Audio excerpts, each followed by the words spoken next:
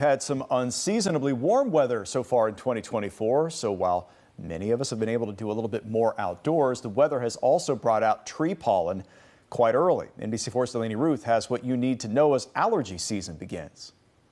If you've noticed some extra sneezing or a sniffly nose over the past few weeks, you aren't alone. Allergy season has already begun, and it came a little bit early this year because of the spring-like weather we've been experiencing. Dr. Tiffany Owens, an allergy physician at Ohio State, says we didn't get as much of a rest between allergy seasons as we typically do. We actually had some pollen counts showing tree pollen in February, which is very unusual. We usually don't see that until earlier in April.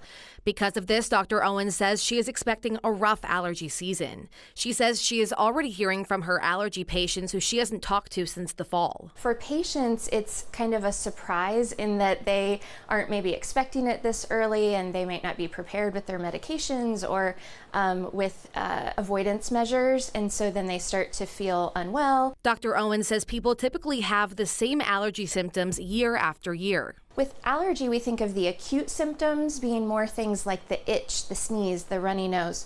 The more chronic symptoms are that congestion, the postnasal drip, the delayed sleep, or not feeling well rested. And even if you aren't noticing symptoms yet, Dr. Owens says they are coming as pollen counts rise in Central Ohio. It's always better to treat the symptoms before they unfurl, if we can anticipate the timing of when that's going to happen. So with that, Dr. Owens says if you haven't started taking your daily allergy pill yet, now might be a good time to start. Local for you in New Albany, I'm Delaney Ruth, NBC4.